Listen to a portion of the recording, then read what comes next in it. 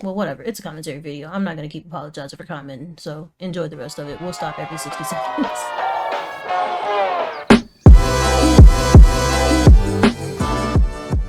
Hey everybody, it's your professional alien here, and today we are going to be doing a reaction video. So on my last video that I posted, which was how Kelly Stamp ruined my life, which if you want to check that out, I'll link it down below.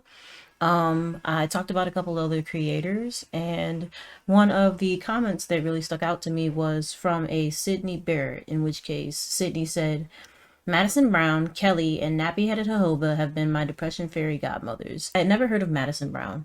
And so then I'm like, okay, well, let me go check this person out, you know, since this person commented them. Like, clearly they fit into the category of somebody I might be interested in.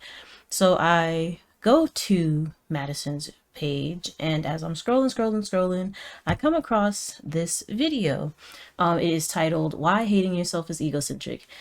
So I want to see what she's talking about because, well, you'll see. I'll leave some commentary as I go through it. But yeah, so here we are. Let's dig into this video. And if you are not already, I would ask if you could also hit the bell and like the video, you know, if you're hanging out with me, if you want to do that. So yeah. For anyone who needs to hear this, hating yourself and thinking that everyone around you hates you is just as egotistical as thinking that you're better than everyone else.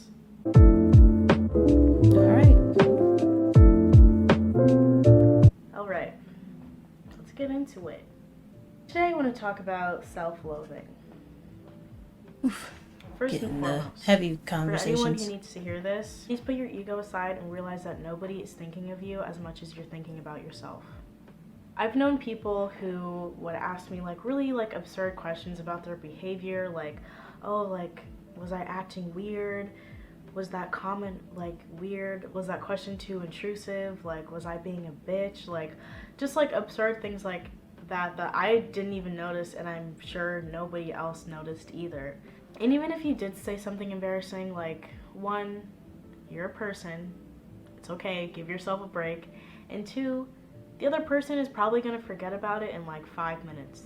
Meanwhile, you're having a spiraling cringe attack 5 months later after the actual conversation. Yo, spiraling cringe attack is going to be added to my vocabulary 100%.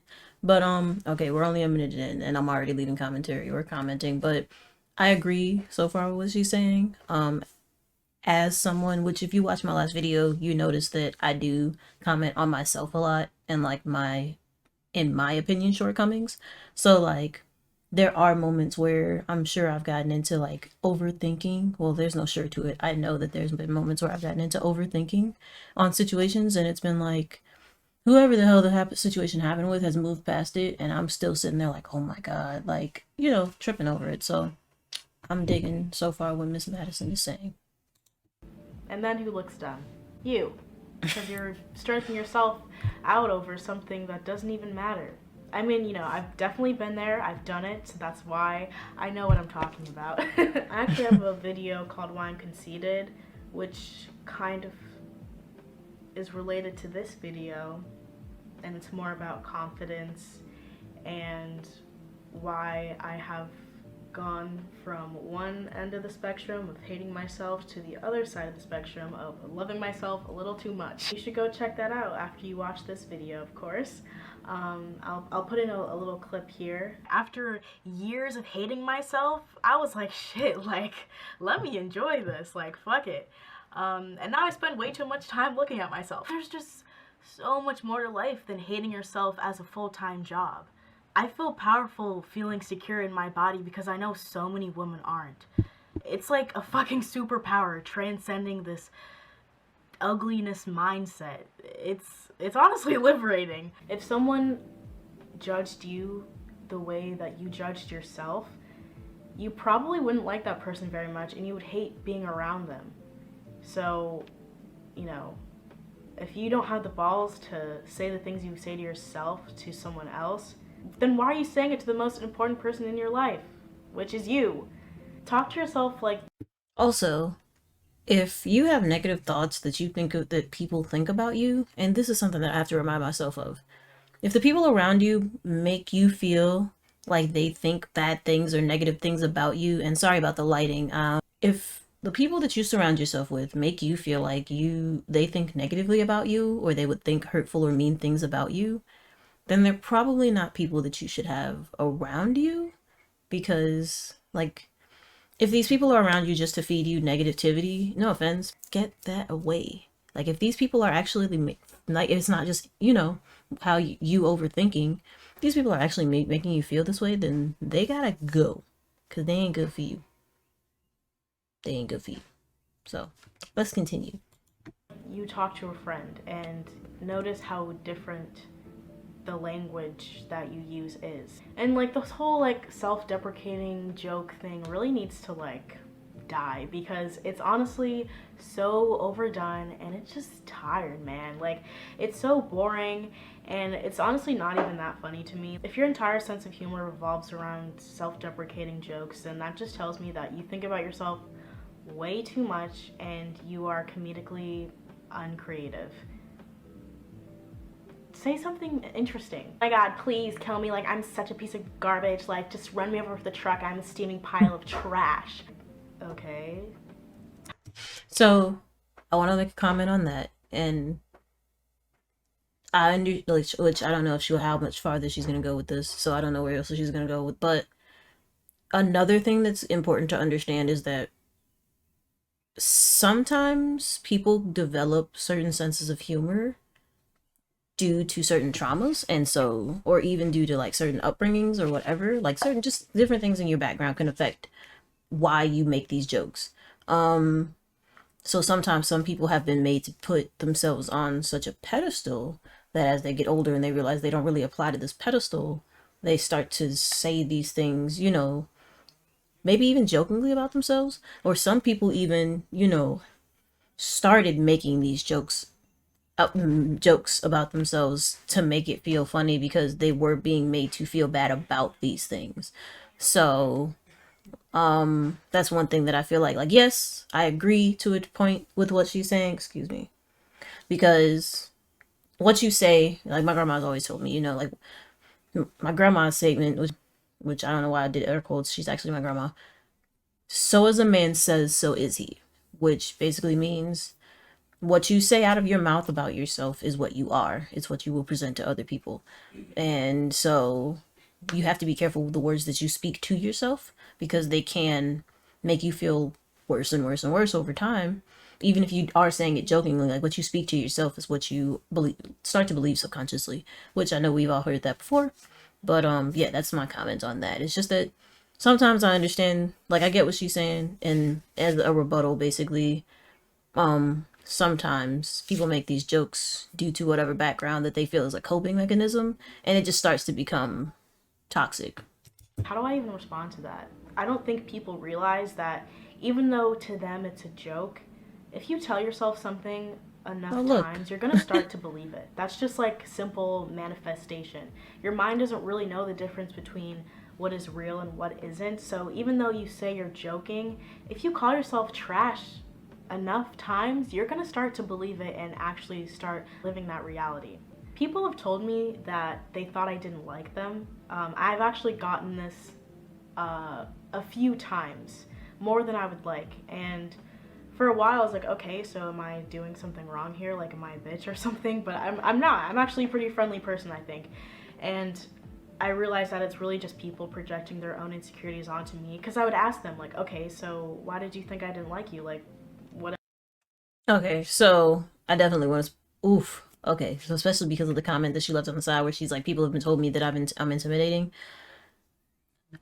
I very much catch myself toning myself down for the comfort of others because like I get told that I'm intense. I get told that I've been told that I'm high strung. I've been told that I can be a lot. I've been called intimidating, and that's where she comes with the projection because it's like you're projecting this onto me, and so now becomes a part of like shrinking yourself, which is going to be another video to look forward to because I actually had a video that I did want to make about just like shrinking and minimizing yourself for the comfort of those around you, which is another thing. It's like, why do you have to do that?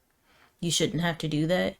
Like, there's no reason that you should have to, you know, make the biggest, probably, and best parts of you smaller because that other people feel more comfortable around you. It's kind of just like fuck you. If you're not comfortable around me, that's literally not my problem. Like, then don't be around me. So yeah, the projections I've definitely seen. And I feel like that also plays into this, which clearly is why it's being talked about. It plays into this entire topic of like, you start to dislike yourself, and it starts to become one of those things where like we can explore any of the psychology that we've studied, and I'm not going to pretend that I like can name any of these people off the top of my head, but where they talk about like, you versus society, and then you versus yourself, and then you versus, the world. And it becomes like the bigger and the grander things are, it's still you, just versus all these people, which just still ultimately what matters is you versus you, because you have to decide what you're taking in from these other perspectives that actually matters to reflect into yourself and figure out like, well, is this something that's actually something I need to work on, or is it just these people not realizing that these are things they need to work on with themselves? So let's continue. What did I do? Because it's always a shock to me. I'm like, what? Like, I I don't dislike you at all. Never done anything to you. And when Don't I even know ask them, I you. can see like the mental gymnastics they go through trying to piece together this false reality that they created about me that makes absolutely no sense. And it's so funny and it's so ridiculous, but it's honestly it's really annoying because I'm like, I did nothing to make you think this way. And it's always the bitches who I have absolutely no opinion on who say that they think I don't like them. I'm like, girl, you are not even my radar. I promise you, I don't hate you. I barely even know you. And it's like, what? Okay. So some of my story times are definitely going to touch on that, because I've had people literally forever where I'm not like, I should say it like this. Yes, I am kind of a more aggressive person, just personality wise. Like, I'm aggressive about the things that I care about, being myself, my family, my animals, which are my family to me. I'm aggressive about the things that I care about. Other than that, I'm kind of chill. I be minding my business. And it's always like some random ass broad, which I say broad because this was, like I said, I'm speaking about younger me, where it's just like, you have some disdain toward me. I don't even know why. I'm not thinking about you. Mind you, like, leave me alone. Leave me alone. So there will be plenty of story times of like me getting into literal fights with people over, like she said, the false reality of like you creating an issue with me. Like, you meet me and you tell me you don't like me, and it's like, bitch, this is my first day at the school. How you don't even know me? You don't even know my name. Like, that doesn't even make any sense. Like that just shows like some motherfuckers are delusional. So, moving on.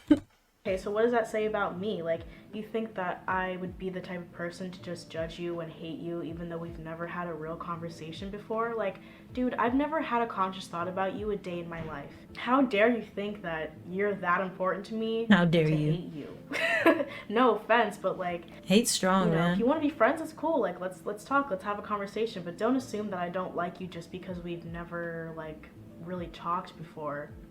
I'm completely neutral on the situation most of the time. I swear to God, they think I like go home every night and do voodoo witch magic on them, trying to like induce pain and suffering for eternity on them. Like, dude, I don't even know your name. Just kidding. But like, it's just crazy to me how people can create these false narratives and in their minds and then expect me to go along with it and live up to it, when in reality I have no idea that you have this fantasy in your mind that I'm like your arch nemesis or something. All right, this entire video is a tweet basically. What? Let's try this again. This entire video in a tweet basically. What do y'all do when people try to make you responsible for an entire scenario they created in their head? I personally just fall on the ground. That rant is me. Fall into the ground. Feels. I've realized that neutrality is really hard for people to accept. Like, you either have to be this or that. Like, I either have to hate you or love you. Has it occurred to you that maybe I actually never thought about you at all? I have actually no opinion on you whatsoever. but I think people would rather be hated than not thought of at all. This is not meant to sound preachy because this is all advice to my past self. I used to be very Oof. insecure and Look very at that. anxious and Don't think we that love to people see are it? looking Like at me the clarity, and or okay. Let me thinking. pause.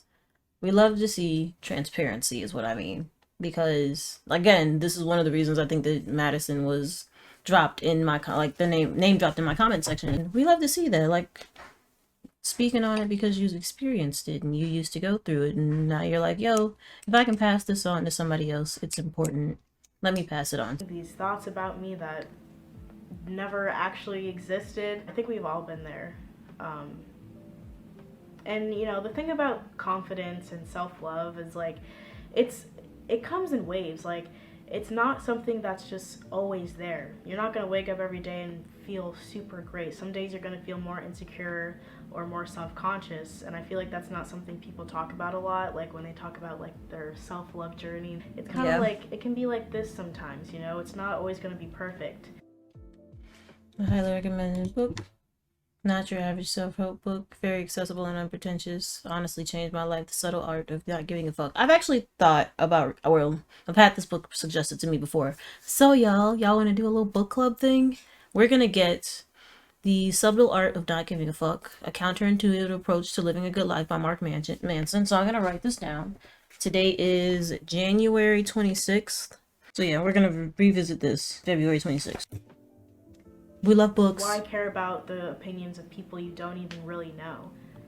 The opinions I care about are the opinions of myself and the opinions of my friends and family, because I do care about what they think, as I should. And those people think highly of me, so that's what I'm going to focus on, not the girl in the Starbucks line behind me,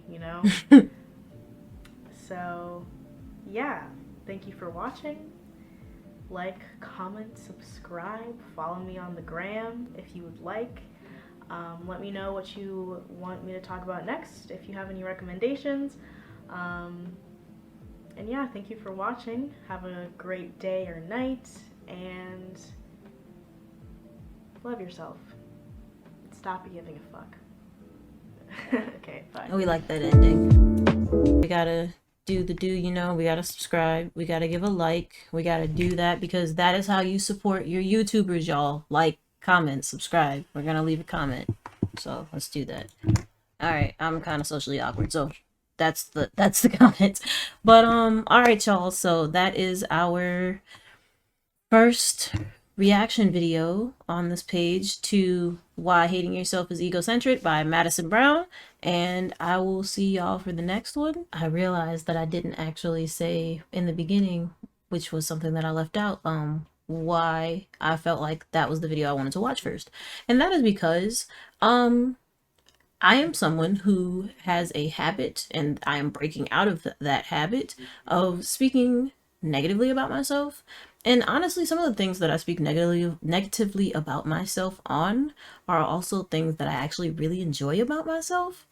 And so that's why I clicked that video, because lately I've been exploring in my mind the thought process that maybe I'm a narcissist, which, I mean, don't get me wrong. I feel like in order to want to be a content creator of any kind, you kind of have to be a little bit of a narcissist, a little bit of, a little bit full of yourself. And I feel like there might be another YouTuber that I heard that from, which was maybe Nappy-Headed Hohaba, that maybe said that.